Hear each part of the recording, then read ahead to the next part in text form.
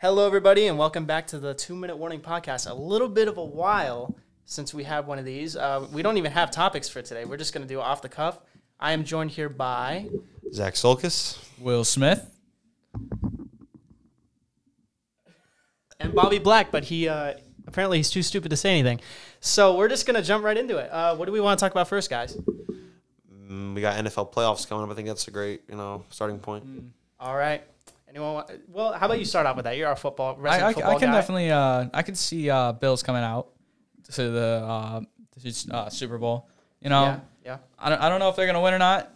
They still have a lot. It's hard to project that far into the season. I think the Damar Hamlin situation, and I think everybody knows what happened there. But he had a cardiac arrest during the Bengals game, and I think that kind of like the support he's been getting and stuff has kind of ignited something in the Bills, and I think that could pretty much carry them to the Super Bowl. Yeah, when that happened, the first projection I made was it would either like depress them or it would just like fire them up. And it looks like it fired them up. Yeah, my prediction for the Super Bowl champions, I'm going to take the 49ers. I know they have Brock Purdy. Yes, sir.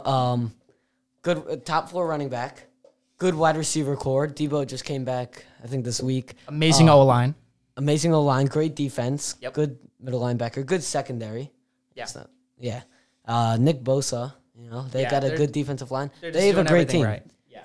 Any other playoff predictions? Like, I know the 49ers play the Seahawks in the wild card round.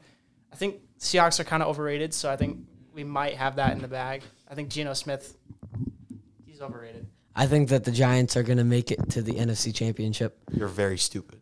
No. You're incredibly stupid for that. Either them or the 49ers. No chance. Them or the 49ers. The Giants are frauds. The Giants are the biggest frauds in the NFL. All right. We have a good team, and we're going to beat the Vikings. Straight on the road. frauds. We will. No, you're not. No, you already The couldn't Vikings beat. are struggling right now. They've already beat you when they were struggling. You expect to beat them in playoff form? You're nuts. Yeah, we will. Okay. All right. Well, on that note, I think we're kind of done with football right now. We could move on to baseball. We haven't even done a podcast since the end of the World Series. That's kind of crazy.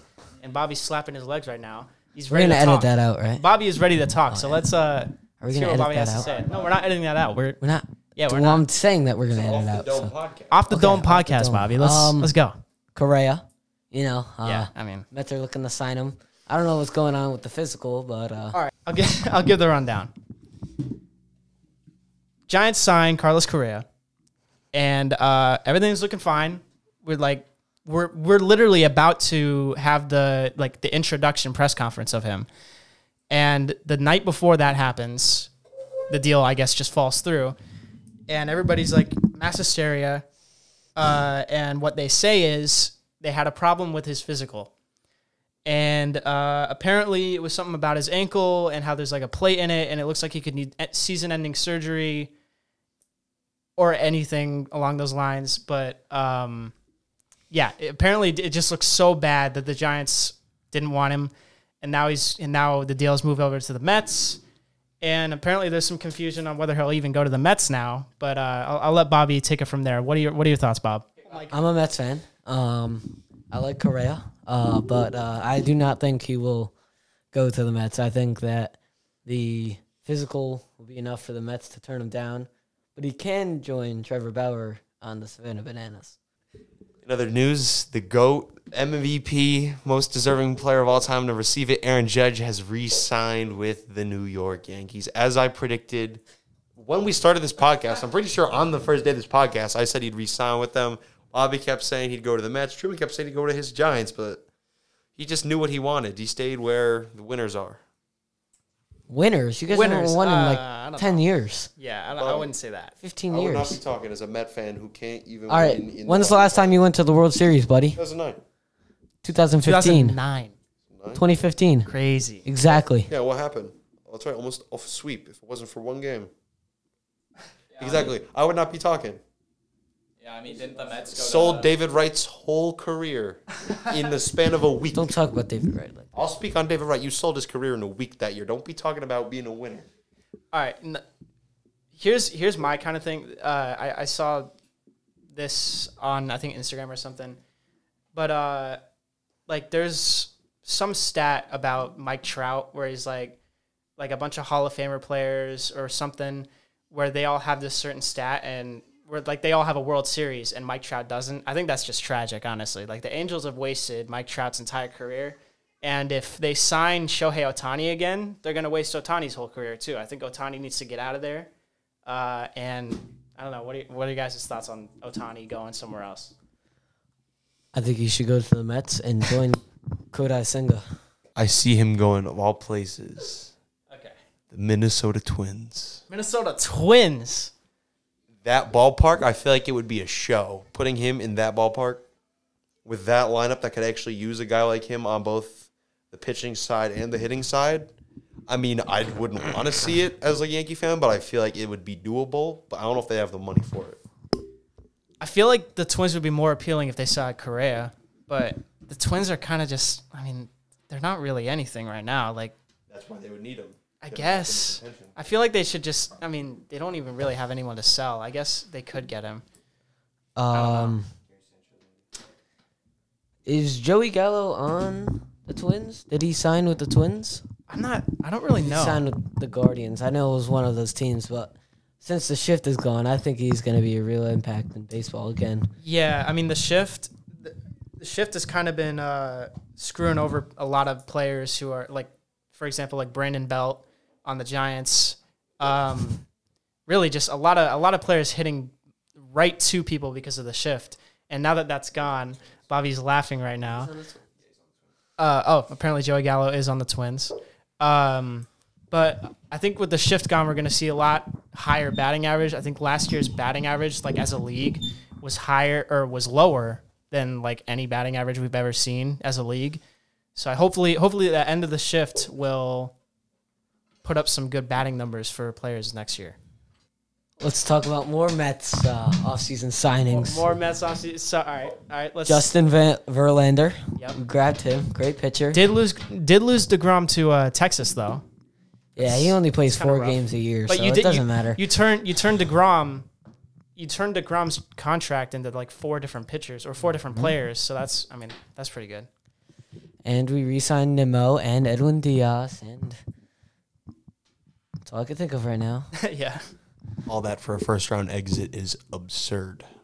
I mean, Yankees aren't getting past the Astros. Here are my genuine. It's every genuine year thoughts. they lose. Here are my genuine thoughts. You guys spend that much money. It's kind of a travesty if you guys lose. Like, I feel like the Mets need to win the World Series with how much they've done. We will. Like, they need to, because if they don't, like what then? What could you possibly do then? I don't know. But I mean, Giants stuff. Farhan Zaidi, I think he's out. We're about to fire him. We're gonna get a new president of baseball operations.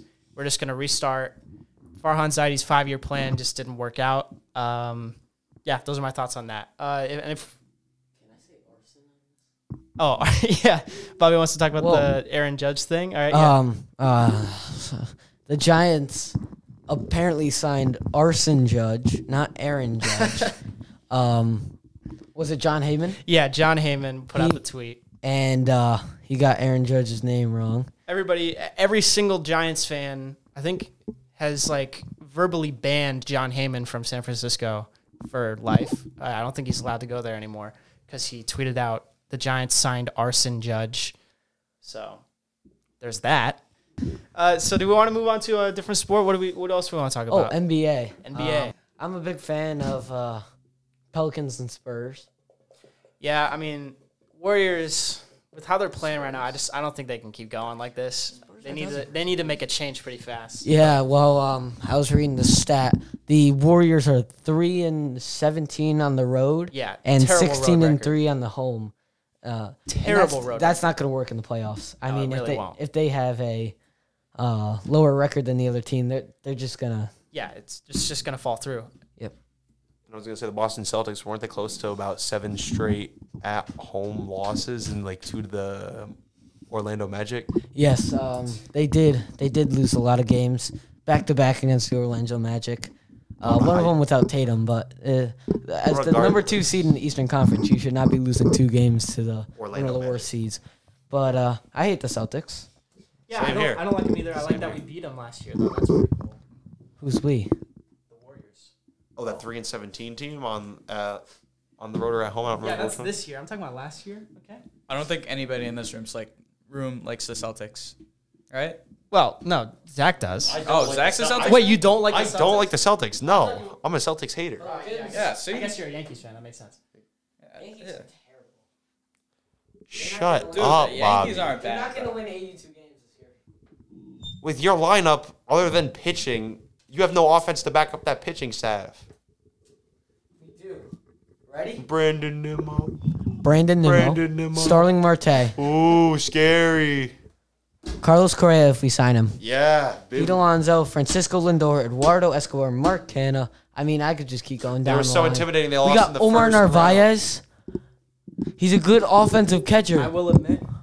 I'm absolutely intimidated by that lineup. If I was a Yankee, I would be shivering in my timbers. Yes, going into Queens. Carlos Rodon is going I'd to be shivering in my He timbers to is. just hop on the subway. Yep, he will. Carlos Rodon is going to have a over 4.3 ERA this year. 4.3. I don't know about that. 4.3. And against the Mets, he's going to let up 7 or 8 runs. All right, he was a Cy Young caliber pitcher last year, all right? Carlos Rodon was literally Cy Young. Bobby's leaving. I guess Bobby's walking out of the podcast. Apparently, he didn't like my About how mid the call Mets on, are. Carlos Rodon. Dude, how do we He even go literally back put to up- talking about baseball?